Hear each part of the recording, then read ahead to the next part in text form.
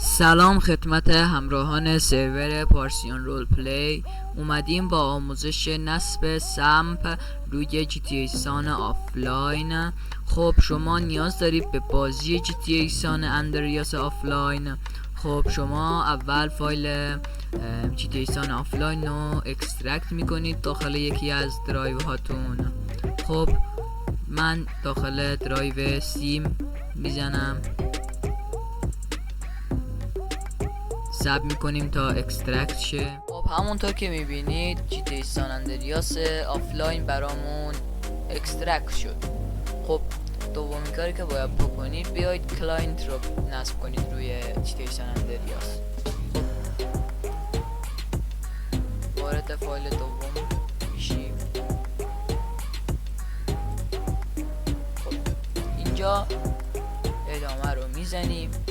اینجا ازتون میخواد که جایی که GTA سان اندریاس آفلاین رو اکسترکت کردید بهش بدید. خب ما بهش میدیم داخل درایو سی. خب اینجا میبینید که آورد. بعد اینستال رو میزنیم. این برای من یه اروری داد که مشکلی نیست.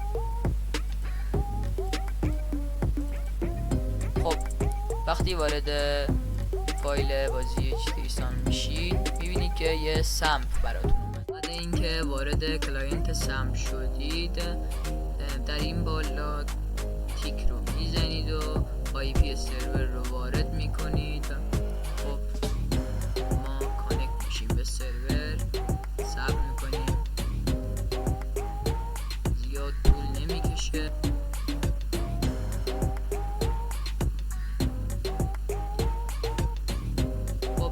در این قسمت ازمون یه پسورد میخواد که شما میتونید از هر نوع پسوردی استفاده کنید، فقط باید از حروف انگلیسی استفاده کنید، فارسی قابل قبول نیست.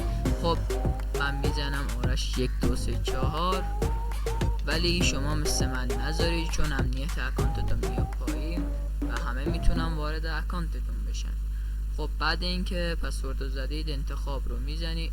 اینجا یه شماره برای خودتون میزنید، شماره‌ای که دارید، چون میخواد یه کد وریفای براتون بفرسته. خب من شماره رو میزنم. خب بعد اینکه شماره رو زدید ثبت میکنید اینجا کد براتون ارسال بشه. خب اینجا کد رو میزنید، وریفای میکنید. خب اینجا اسم پلی که شما رو دعوت کرده به بازی یا سرور میزنید. مثلا من میزنم سید سایبر.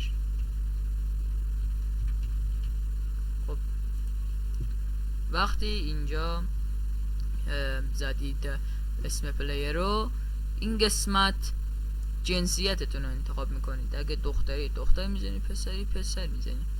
خب پسر میزنیم. ما